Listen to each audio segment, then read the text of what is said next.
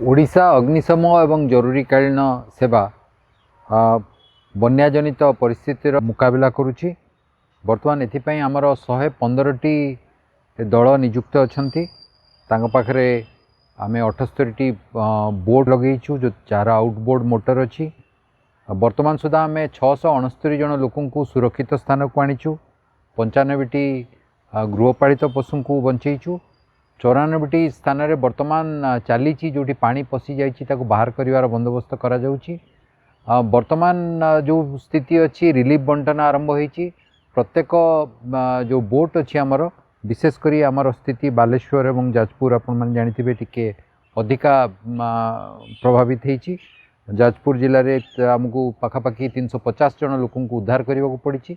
सेठी जो डंगा गुड़िक जाउछि एवं आमर सेठी जो स्थानीय कर्तृपक्ष अछंती, ब्लॉक डेवलपमेंट ऑफिसर अछंती, बीडीओ तहसीलदार से माने जिला तरफ जहाँ रिलीफ बंटन होउछि सेतिरे आम कर्मचारी माने जनसाधारण को सहायता जोगै दउछंती। जोठी आमर लोक माने असुस्थ अछंती सेमानकु आमे डाक्तरखाना को आणुछु। तेणु आमे संपूर्ण भाव प्रस्तुत अछु एवं जेपर्यंत पूरा स्थिति स्वाभाविक न अछि आमर सबु दल को कहुई कई छुट्टी रे जीवे नहीं। 24 घंटा काम करेंगे, लोक मानक सेवा करेंगे, सहायता जोगेबे एवं प्रत्येक जीवन आम पाई मूल्यवान। आपण माने यदि आवश्यक करेंगे आमको सहायता पाई 112 नंबर 112 नंबर रे फोन करंतु। आमे माने सतर्क अछु।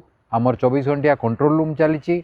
आमर सीएफओ ओडिशा को आमे बर्तमान जाजपुर पठेइछु। से सेठी रही कामर तदारक करुचंती। तेणु आमे प्रस्तुत अछु।